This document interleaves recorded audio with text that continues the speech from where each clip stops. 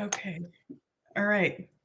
We're on. We're live. We're, we're Okay. we did it. Oh my God. Yeah. Hello. Hi. Oh my gosh.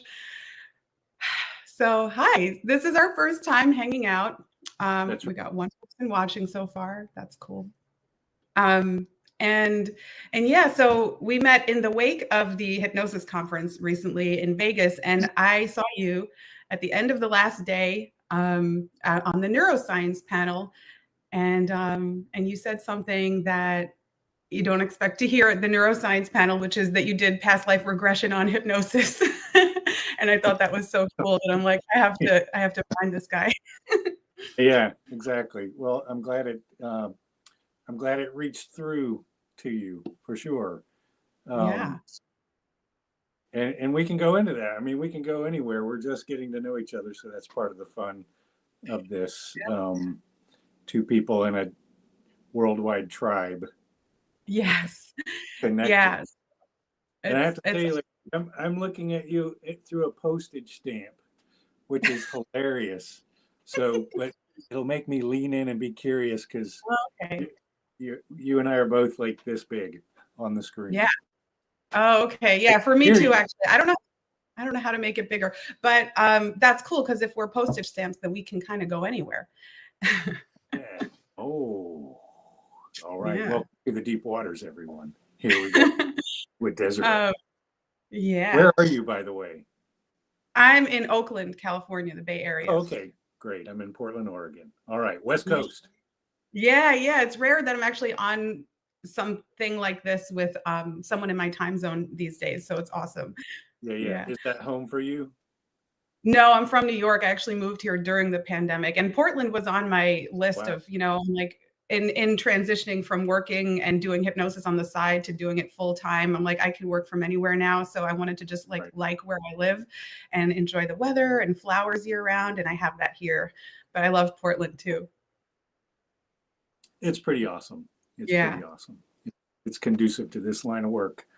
Well, Yeah. let's dive in. So, did you Yeah. want to start on that topic, that juicy Well, subject you yeah, brought I up? think I think it's cool because you had the concept of doing past life regression on hypnosis. I had previously done an Akashic Records reading on hypnosis with my friend who is not a Yeah. hypnotist. It's kind of cool to see what came through.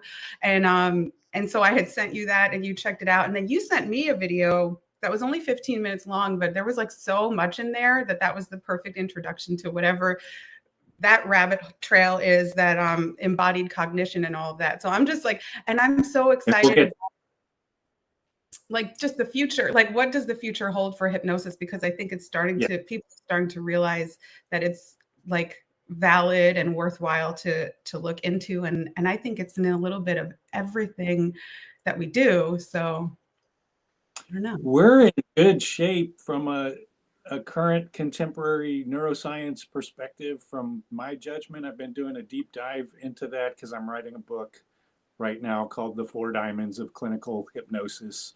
So I wanted to look at how would neuroscience frame things, in a contemporary sense, um, irrespective of whether hypnosis is right or wrong. Like how do these folks in that field uh, struggle, wrestle, ask questions, and it touches on a lot of areas. Obviously, it's going to touch on all the kind of the medical end. And I work in medical currently. I work with elders with dementia, and that started, because before that was your workaday hypnotist working with midlife folks with midlife problems. And I feel especially suited to that because that was my own wounded healer path. But now I'm 55 and I'm looking at how the elder brain shows up in the world, and it's been very insightful. So there's a million ways I can go with that, but I want to honor the first thing that you said on this, which was the past life regression on hypnosis.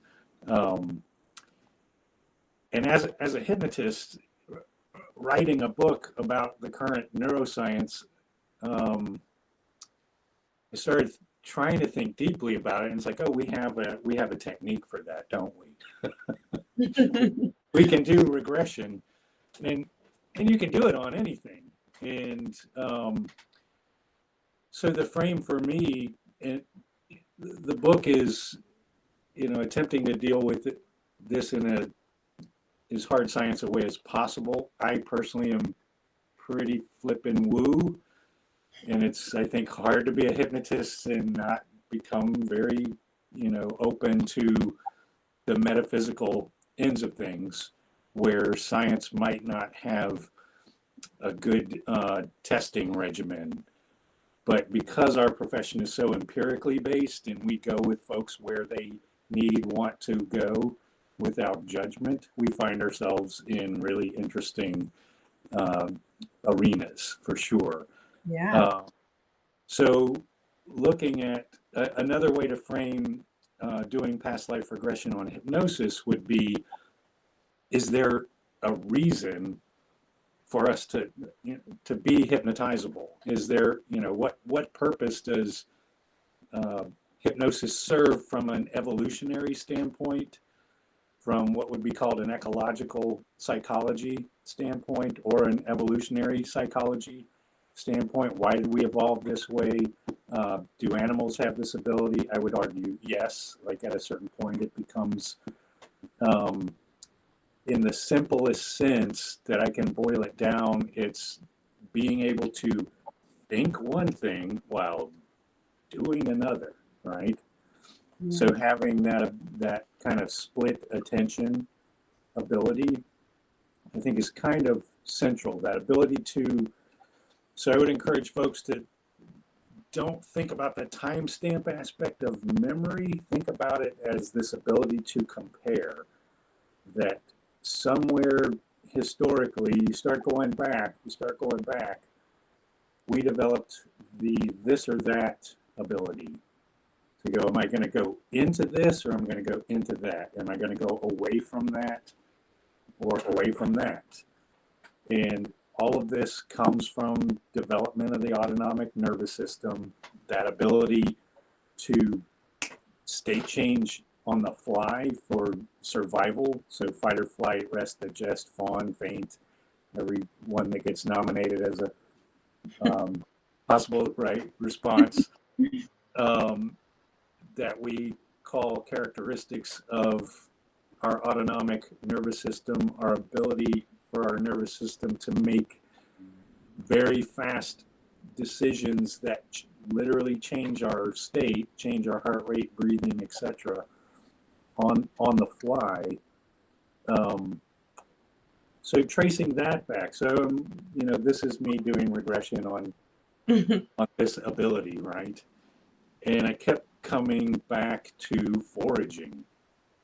This very, I wouldn't call it simple, but boy, it's, you see, if you look at under the microscope, you see bacteria and amoeba essentially foraging. And foraging is looking for resources in your environment. So that can include hunting. That's the big hunt and gather. Those are the glamorous terms, right? So, but foraging is in there too. A lot of what we're doing for survival is not always dramatic and exciting. A lot of it's banal. Rooting, right? Yeah. Even the baby, I can't remember the name for it, but if you do this to, the baby, they'll go in that direction. It's for the nipple, and lots of, certainly mammals have that. And there's debate on, is that, there's a name for it, I can't remember. It's some kind of response, but it seems to be innate. So that would be like somehow genetically encoded, but then we start learning how to forage from that initial setup impulse. Then we're continually foraging, and my sense is we tend to forage once, and if it works, we repeat that pattern. And so what we do as hypnotists is kind of like reawakening the foraging response in people, okay, which is just learning. Yeah. And learning is real. I asked a friend of mine about, so Melissa Tiers has that great term, self-directed neuroplasticity. And I talked to a neuroscientist about that term, and he goes, James, that's learning. Thankfully, we can learn throughout life, and it just becomes easier and takes less wattage to not learn, to go to an old pattern, an old foraging pattern that was set up a long time ago. But I think a lot of the craft of hypnosis, a lot of the technique is giving people's subconscious permission to re-engage in foraging, like the famous Bandler line where, you know, your subconscious is going to deliver you 3 to 5 new things from the environment, and you'll get to kind of beta test them. Mm-hmm. So to me, I'm like, that's foraging. Yeah. It overlaps perfectly with the meta pattern. But I'm gonna, and we can go into that, but I'll take a pause here now. Yeah. Well, Yeah. there's so much in there. So first of all, I love like that I think it's one of the reasons why I like fell in love with hypnosis as like a former Renaissance person. I just was into everything. And besides my previous career as like a tailor and a costume designer, that's what I did for most of my life, just because I sewed and that was just what I did. But I was always looking for what the next thing is, and I never stuck with anything until I found hypnosis. Because to me, I saw suddenly it's like hypnosis is everything, and it is in those mundane aspects, and that's what I just love to let people know. Like the very all the automatic things that we do. When we were just aware of that, and then we can come and we can practice real-time hypnosis, and we're actually like, this is such a crazy wide. I mean, we can go anywhere, but like we're always in that, you know, we have that capacity all the time, and we're being hypnotized in conversation all the time. And I just think like, you know, yeah, so I love that part. And then something else that you had just said, what was it? Also, this is like a weird aside thing because you're into the woo stuff, I guess. So then I feel like, well, when I first kind of came into hypnosis, I felt like I was a little bit of the outlier and people kind of disregarded me because I came from that background. But I love finding things that support that, because I feel like science really does support that, and knowing a lot of the science and how the brain works and memory works. And as hypnotists, we're making new memories, you know, and memory informs the past, informs the present and the future if we don't come into the present. But I'm getting like the sign that I'm connected to the Akashic Records, which is my eyes watering, and that's happened since we started talking. So that's like interesting. I enjoyed that presentation, and I can't remember your guest's name, but she had some. There were things that she said that were spot on, and I'm blanking on them, but they corroborate that we have the ability to affect each other. In that. To me, it sounded like a lot of what she's saying goes with the classic idea that we're not individuals as much as we think we are, that a little bit of remove, we're all connected, we're versions of each other. And I love that.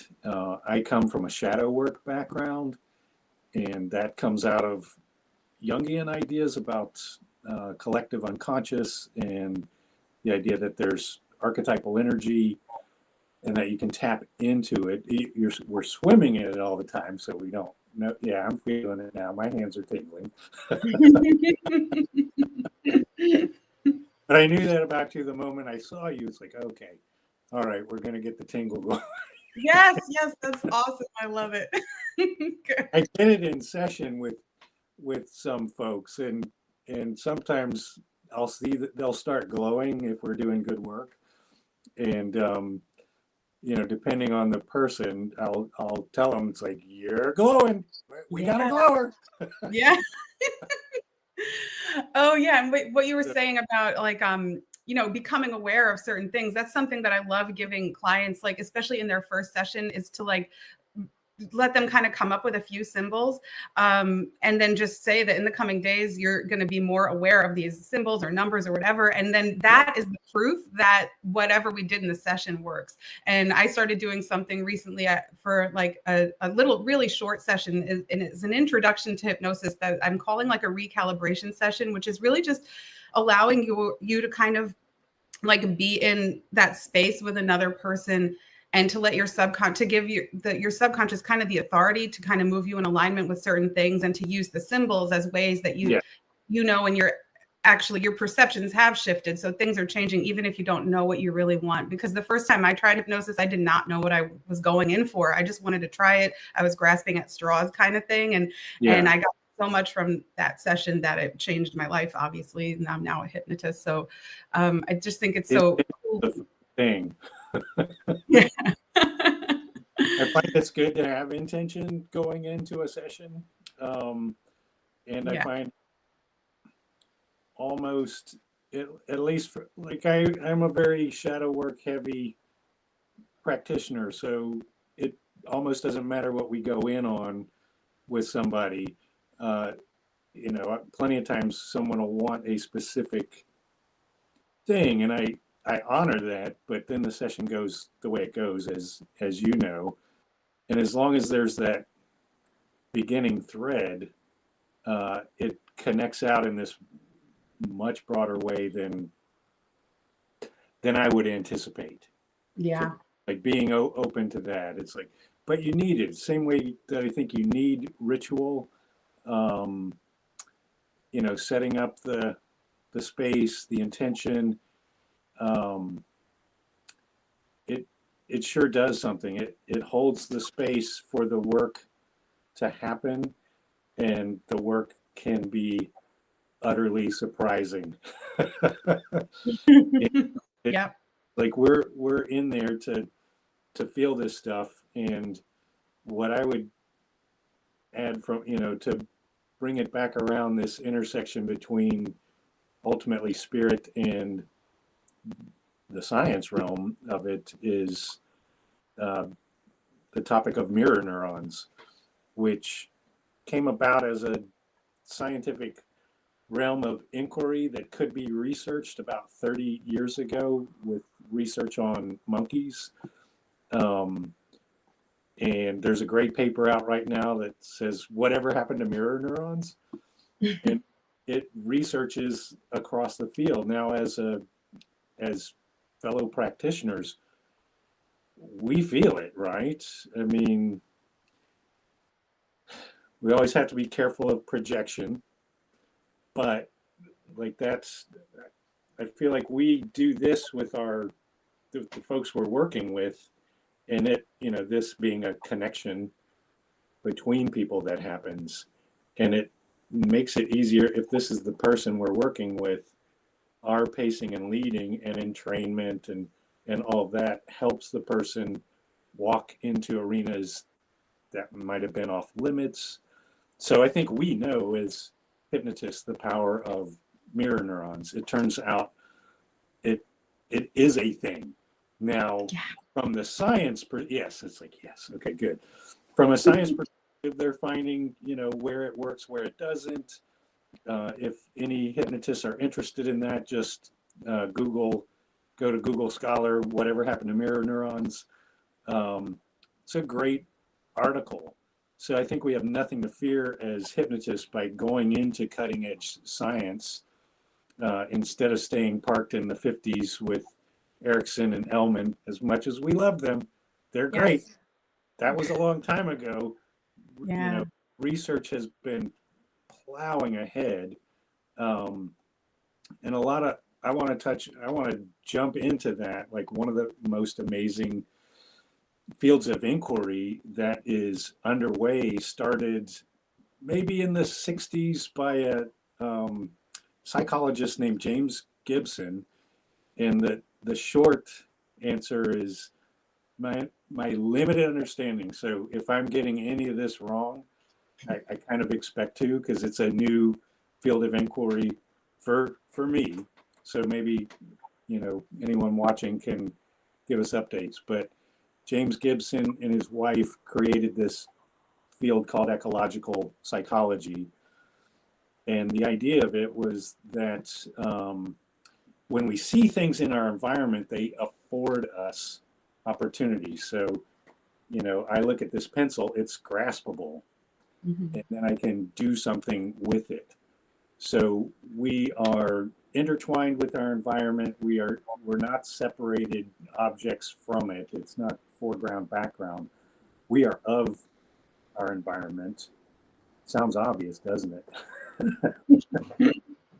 But from that perspective, this is not the brain. This is your entire being, your entire body, your physiological, biomechanical entity. So it is the brain. And isn't that a beautiful notion? I feel like we know that as hypnotists, we know that. That's why we do so much physiologically, body movement oriented work, proprioception, interoception, all that. At a certain point, I'll go into, because that's part of what the book that I'm writing is about. But the setup is, so this idea comes out in the 60s that the environment affords us opportunity. So, the animal sees water, it goes and it drinks it. It's according to this idea, a lot of these actions are effectively automatic.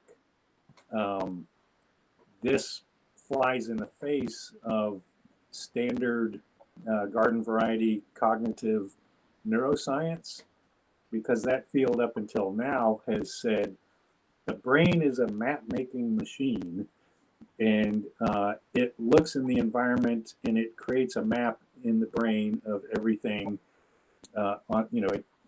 To the best degree it can, it creates the outside world in your head. And that's been the approach of neuroscience since the field really started with this Spanish dude 100-ish years ago who did these beautiful drawings of neurons. And the representational model is really good. Like somewhere in your brain is red, somewhere in your brain is blue, etc. Now we know that how's my pacing with this? Because I will rattle on. Oh, I'm loving it. Keep going. I'm hanging on. I'm hoping for uptake because it's a lot of new concepts that I'm excited about because they're new enough to me from researching. But here's a great one that really corresponds well with this notion that our brains represent what's on the outside world. So we're always comparing what image we have inside up in memory with what we're noticing through our senses, right? So we're always retrieving from memory and cortex and going out into the world and seeing the actual thing and comparing them. And there's a lot of terminology around that.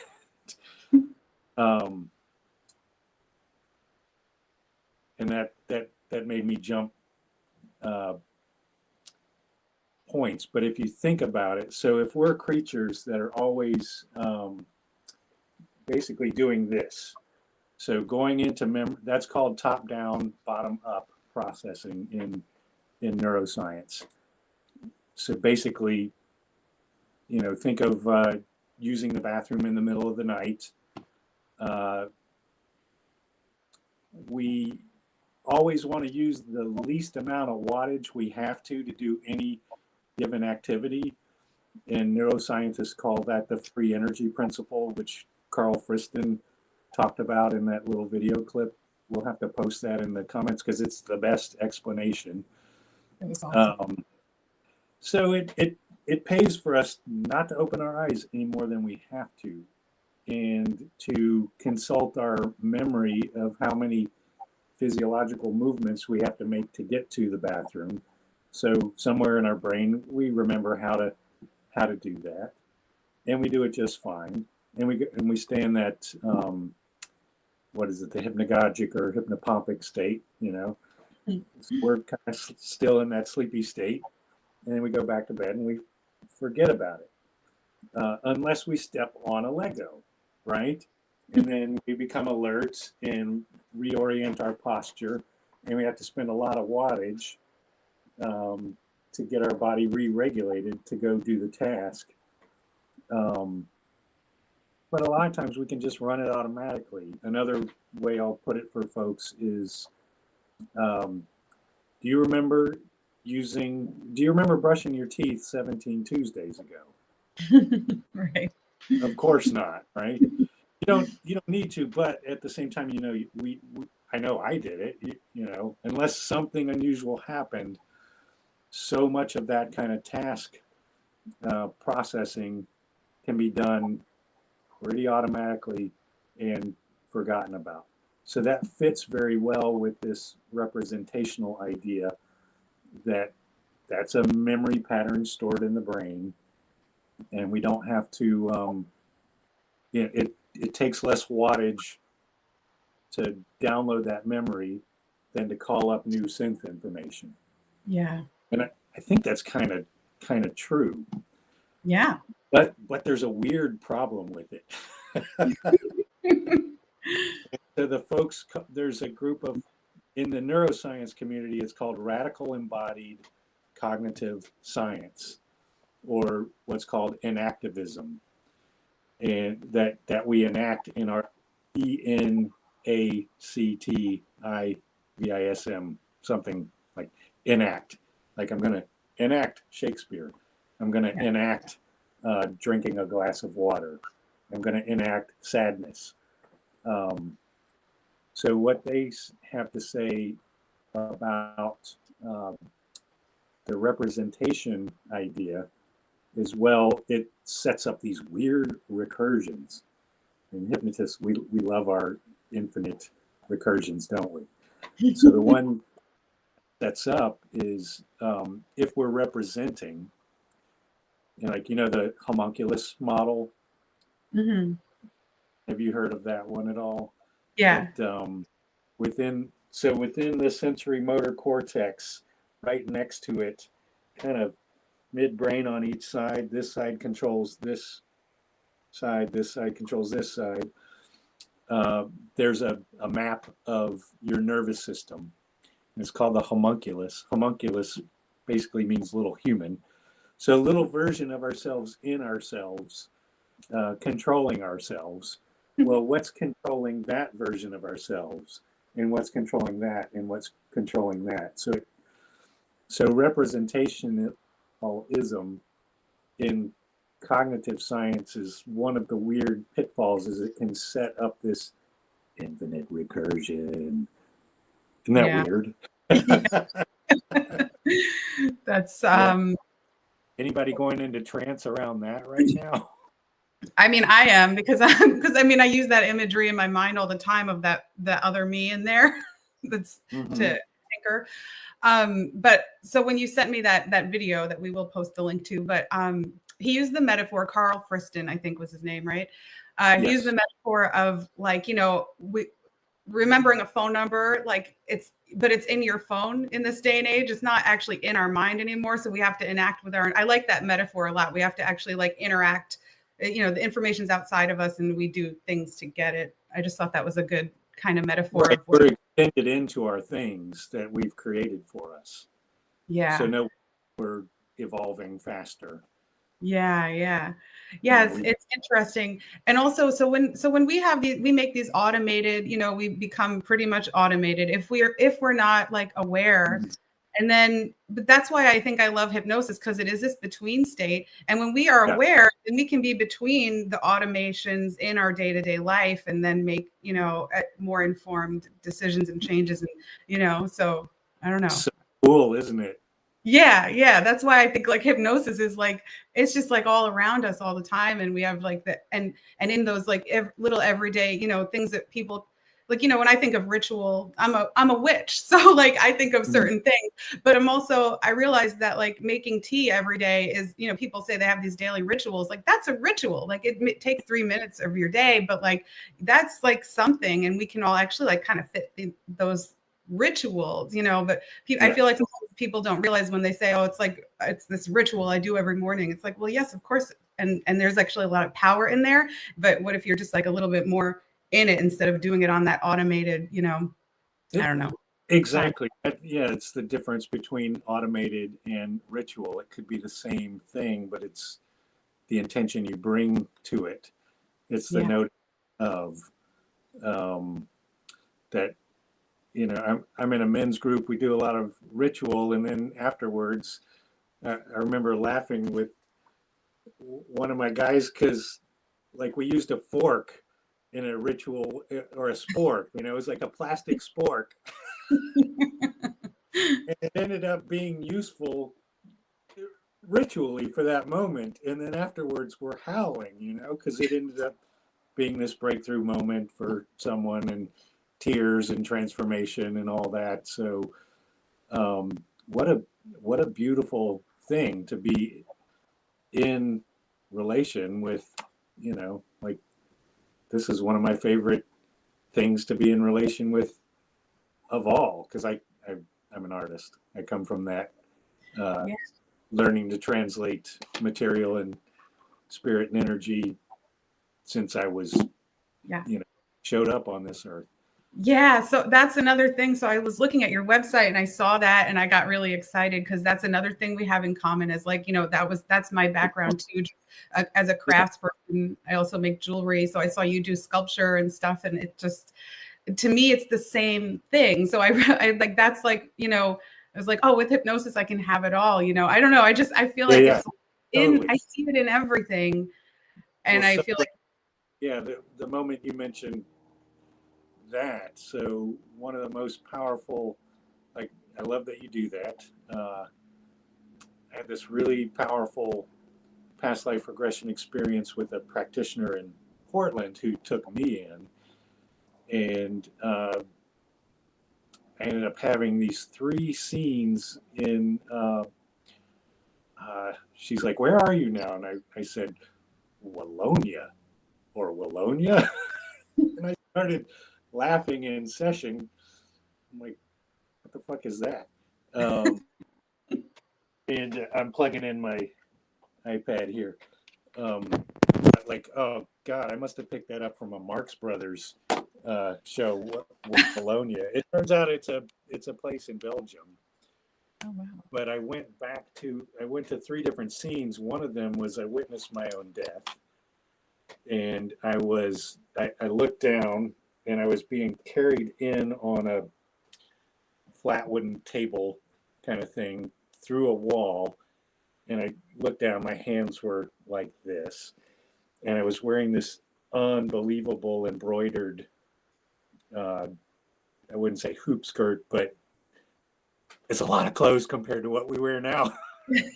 And I was an 80-year-old woman. They had arranged all my family. I had 10 children. They arranged children and grandchildren and greats.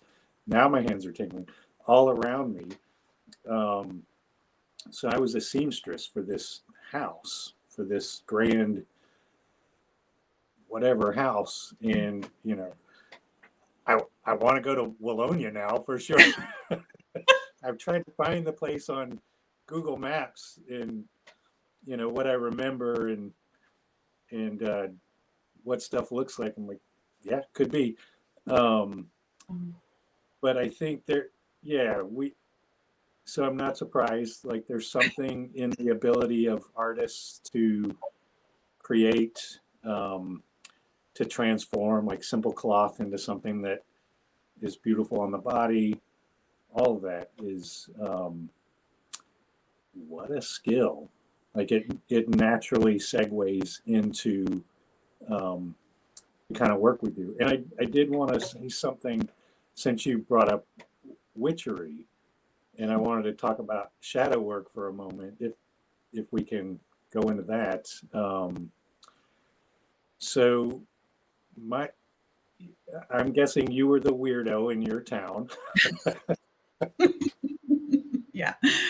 Proud of it. Actually, that's like one of my life. I had a lifelong phobia up until recently, pretty much, thanks hypnosis. But because I was like outed as a weirdo in kindergarten for show and tell. I wish actually he's in the other room. I brought the thing. I got the coolest toy and I thought he was so cool. And his name was Rude Ralph. This is 1986. I was 5 years old. I had just turned 5 years old. And I brought him to show and tell, and my teacher said in front of the whole class, "Isn't that a boy's toy?" And in that moment, I remember I lied for the first time because I said, "Well, my mom didn't want to get it for me, but I really asked for it." And I remember that like I was outed as a weirdo with the people that I would be going to school for a long time, so I had to embrace it. And Yeah, right. I was extremely shy as a result as well. So yeah, it is so hard to be outed as a weird. I mean, we out ourselves. Like, yeah. of course, everyone notices. Yeah. And so I would say to, the weirdo kids out there, if any of them watch,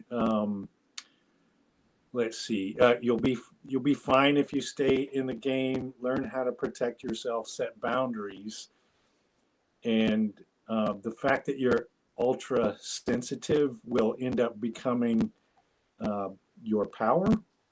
Yeah. But what I see is some folks, it's not about power, and it's certainly not about power over, especially if you're bullied at all. This was my path, so I'm not saying it has to be anybody else's, but in the spirit of sharing between weirdos, once I found shadow work in process,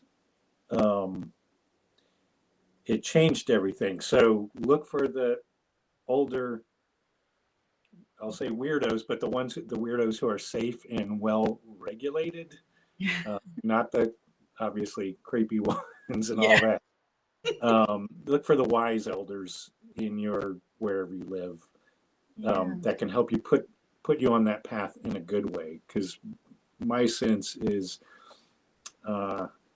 we don't talk enough about shadow work and the benefits of it. And what it is our shadow is that part of ourselves that hides, or we repress or deny because somebody told us don't do that, like that teacher saying that's a boy's toy. And whatever, a little bit of shame comes in those kind of moments, right? And you all of a sudden had to become something more, or you became aware in a different way, and you put a little piece of yourself in that shadow bag, is what we typically do. So I honor that piece of you that had to go in that bag when you were 5, and it's welcome here today to play. Thank you. That was such a nice little segue. Yeah, and that and we can't really see our own shadows that well, and that's why it's good to work with others on this. So one of the beautiful ways of doing shadow work is doing it through the archetypes, like what part of, however you land on in terms of gender. There can be sovereign energy, which is king or queen, can be both, which is what is in my world. Am I abdicating my responsibilities, or am I being a tyrant? Being the two extremes on that. How do I show up with lover energy and appreciating things that are beautiful? Do I go to addiction? Do I go to too much? Do I go to numbness? Do I want to hide from feelings, right? So that would be exploring, the lover energy that we all have, the magician energy, the fool, the garbage collector, the semantic, legal type part of ourselves. The name the thing in the world, like the clown. We all. I'll reframe that. It's a handy way to look at ourselves. So if anybody's interested in that, you can literally Google archetypes or the archetypal wheel and have somebody go through it with you. So in my men's group, we have a lot of process work around that. So I would say to any young witches out there, do your own shadow work first, before, so that you're not engaging with power and that coming from your own wound. Because if you do it from your own wound, there's a chance that you're doing it to have power over. Yeah. And it's like, be careful what you summon, because whatever you summon is summoning you. And there's a very unequal power differential there, especially when you're starting out into any kind of practice that involves, let's say, deep time, an opening out. There's power in these things, and so it can be seductive. But the old Nietzsche quote is, to paraphrase, staring into the void will stare back into you. That's true of any kind of spirit work. Yeah. So having a good grounding practice first, a good shadow work practice, and I wish there were more things out there in these realms.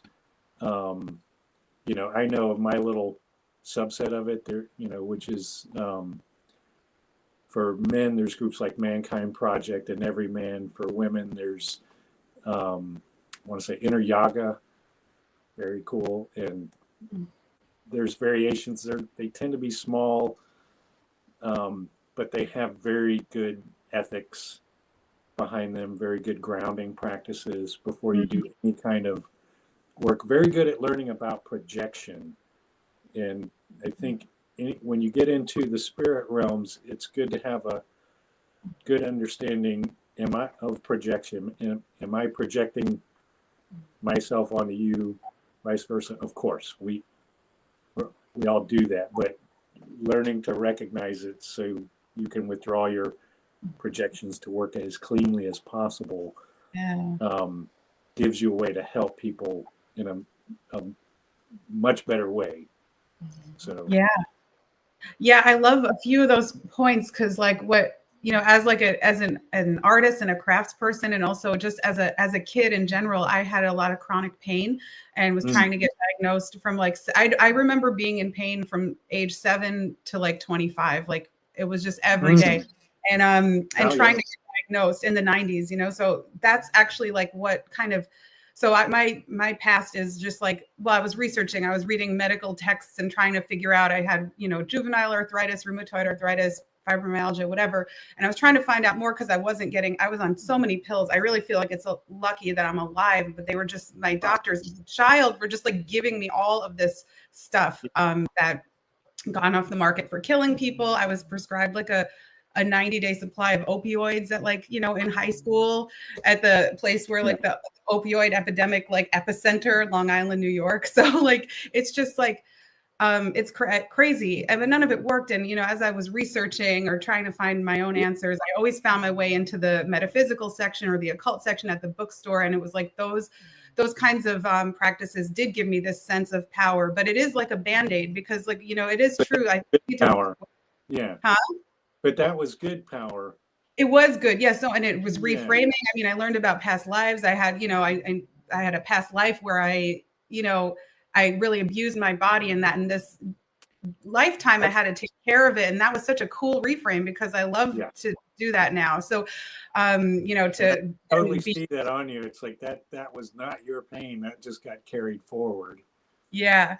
And it makes it, then it puts you in this place of power, oh, I can do that, and so, but also once I think, when I finally tried hypnosis later in life, at just a random point in life, just trying new things, I realized that's kind of what I was doing, self-hypnosis. That's what all of that stuff was, in all of the things that I found power in, and to be able to, do that in groups with people or on a one-on-one dynamic, I think is so, I think that is the most sustainable way. And this is everything is is like, we have to be with each other and interacting. And I feel like that's so important. And I don't know why I'm going on this tangent, but I think about, the most, because what?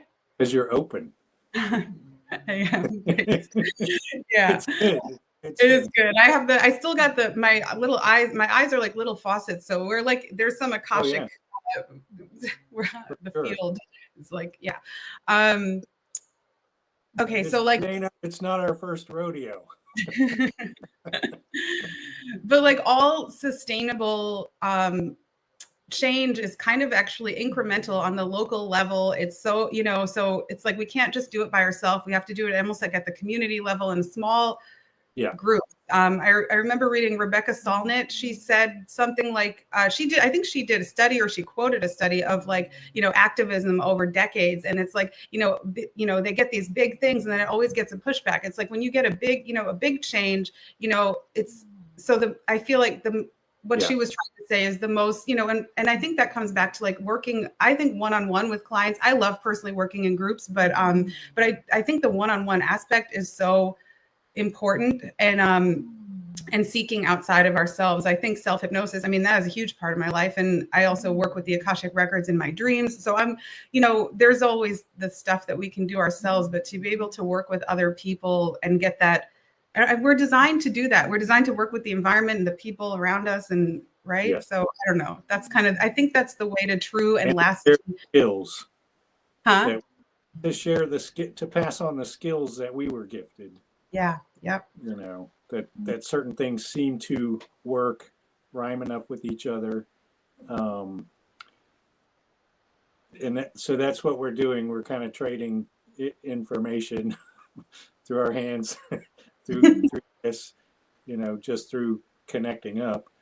I'm noticing Bertus Ballard said, please revisit the idea of the old brain. And I want to know a little more specifically. Oh yeah, there we go. So I'm going to assume he's saying, old brain being the evolutionary psychology side of this conversation.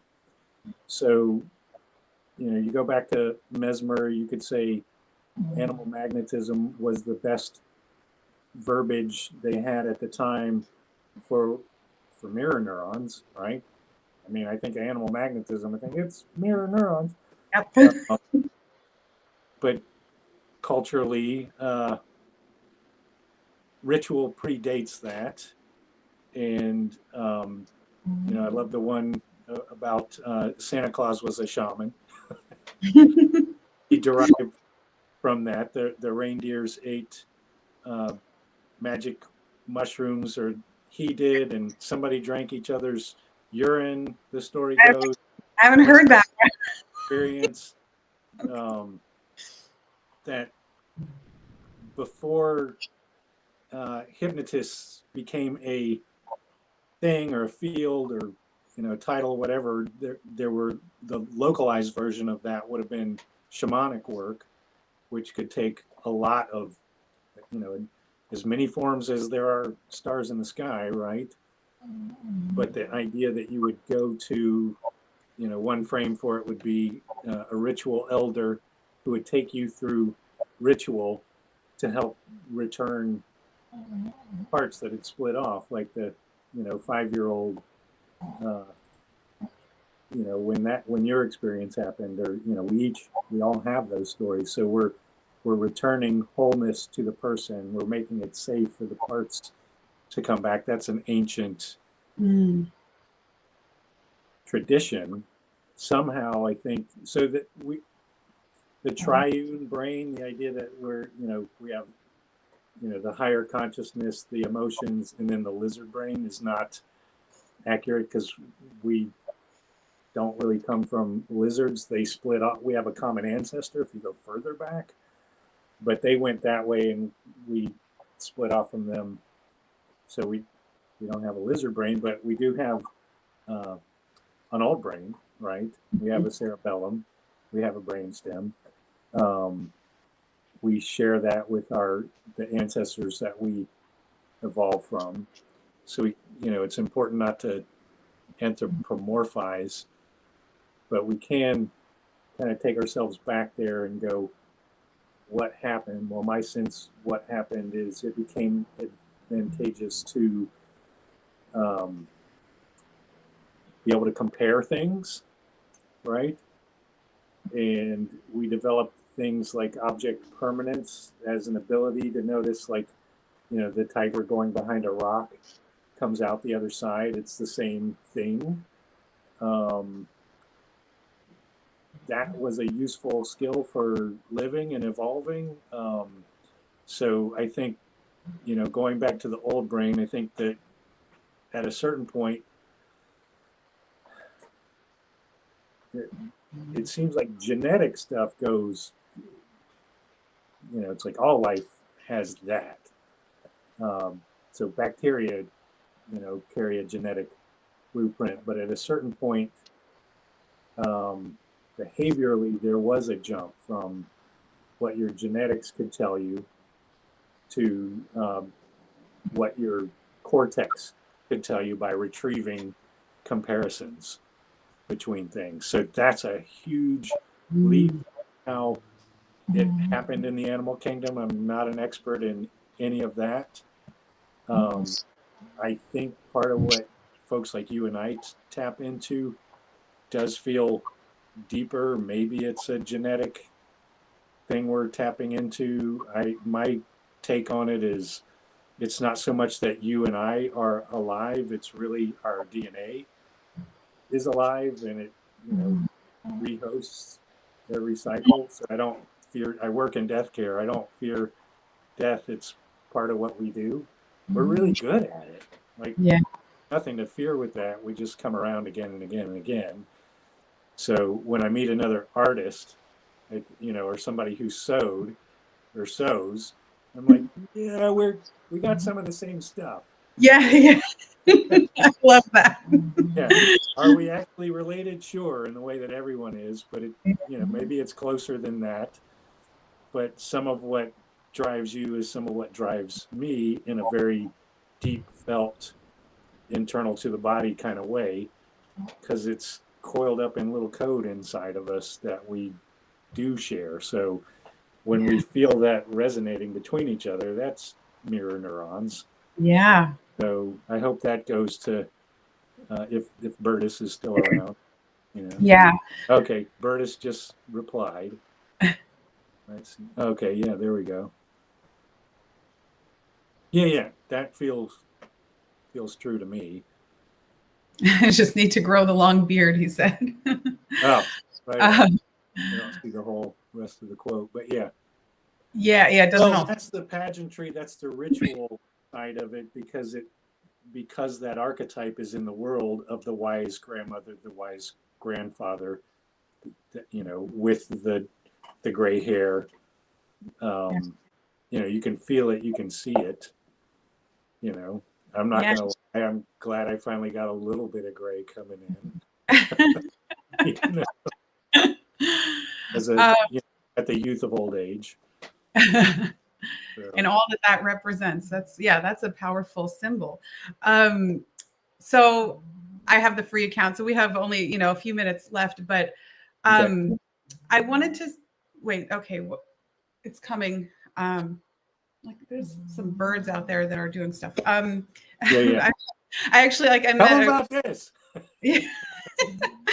I've had some magic happening. I've had a lot of birds visiting me today, so it's been kind of awesome. Birds that I always want to see. They're like a blue scrub jay. And I haven't seen. I got a scrub jay who delivered a peanut to my altar this Oh morning. my! Really? Yeah, this one came. I just said scrub jay, but he's the one, or she's the one that always drops into the yard. My wife's like, could be a squirrel. We're in relation with a lot of the critters here, a lot of ravens and all that, but my hunch is it's the scrub jay. Oh, I never saw one on my patio before, and I actually just got a table that I put out there for an altar space, like a dedicated, and it landed on it this morning, and it was just it was really cool because I live near the lake, so I always go looking for those birds. I love them. When I first saw them, I felt called, and then I have never had one visit me here, and it's like weird. Hey, So yeah. love it. But like Just so the giving mirror, us, that extra container of connection. yeah. Thanks, Yeah. guys. Yeah. But like so yeah, the idea of like mirror neurons and like mesmerism and belief effects, like so this is my like passion for making people know, like I love people to know that they need hypnosis. I think it's a life skill, and I think especially people who are like healers and who already have like a relationship with clients and are guiding them in some way, like they have the capacity to do so much bigger stuff in their life. That's why I think like everyone should know hypnosis, and that's my Sure. mission for people in that spiritual world to know that actually you can be so intuitive as a hypnotist when you understand a few things about how the brain works and how memories are made, and then just Yeah. using being in free flow with the client in real time. I just think there's nothing like that, and it's so yeah. It's really beautiful. Yeah. So how are you doing it in your community? I'm doing what? Doing How, that? how do you show up as the hypnotist for your people? I just show up as my weird alien self, and I don't even know. I guess I have to work on that, on how I don't even know how to answer that question. That's a good question for me to ponder. Thanks. Yeah. But I see you doing it, and I think it is. It, I, my my sense is like I could not have done this kind of work when I was much younger. I was an artist. I was always been a channeler, like all that true. But there's something about growing into it that you're always and already becoming. Yeah. Because you cured yourself of the arthritis that was not yours. Yeah. The moment you did that, you became in this league of others. Mhm. You found the keys, and it's like people start coming to you from that. Yeah. And we don't have to do it in the way that's team capitalism or right in that sort of way.